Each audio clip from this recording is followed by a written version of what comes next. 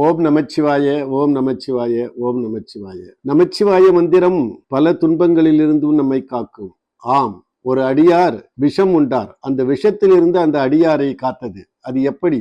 வாருங்கள் பார்ப்போம். தங்கள் சமயத்தில் இருந்து பிரிந்து சென்ற தர்மசேனராகிய திருநாவுக்கரசரை மன்னனின் தயவோடு பல கொடுமைகளுக்கு ஆளாக்கினர் சமணர்கள். அதில் ஒன்று நஞ்சு கலந்த உணவை அப்பருக்கு அளித்தல். ஆம், மன்னனிடம் வற்புறுத்தி விஷம் கலந்த பால் சோற்றை அப்பர் சுவாமிக்கு அளித்து உண்ணுமாறு வற்புறுத்தினார்கள். அப்பரும் நஞ்சு கலந்த உணவை உண்டார். சேக்கிழார் சுவாமிகள் இந்த நிகழ்ச்சியை முன்பு உலகை காப்பதற்காக சிவபெருமான் நஞ்சுண்டதோடு ஒப்பிட்டு கூறுவதை கேட்போம் வாருங்கள். பொடியார்க்கும் திருமேனி புனிதற்கு புவனங்கள் முடிவாக்கும் துயர் நீங்க முன்னை விடம் அமுது ஆனால் படியார்க்கும் அறிவரிதாம் பசுபதியார் தம்முடைய அடியார்க்கு நஞ்சு அமுதாவதுதான் அற்புதமோ.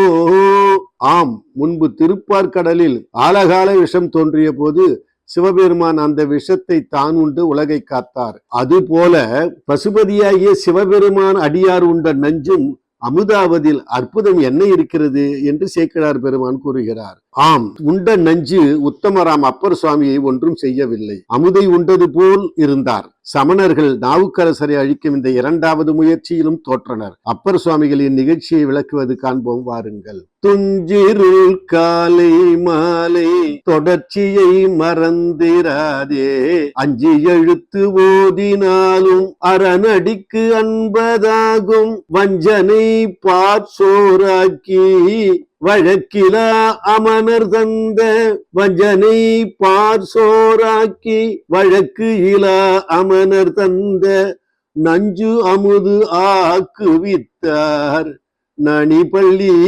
அடிகளாரே. அமனர் தந்த நஞ்சு அமுது ஆக்குவித்தார் நனிபள்ளி அடிகளாரே. காலையும் மாலையும் தொடர்ச்சியாக அஞ்செழுத்தாகிய நமச்சிவாய ஓதி தினந்தோறும் சிவபெருமானின் திருவடிக்கு அன்பு கொண்டிருக்கும் அடியாரை வஞ்சனையாகிய நஞ்சூட்டினாலும் நஞ்சு அமுதாகி காத்தருளும். எனவே காலை மாலை நமச்சிவாய சொல்லி வழிபடுங்கள்.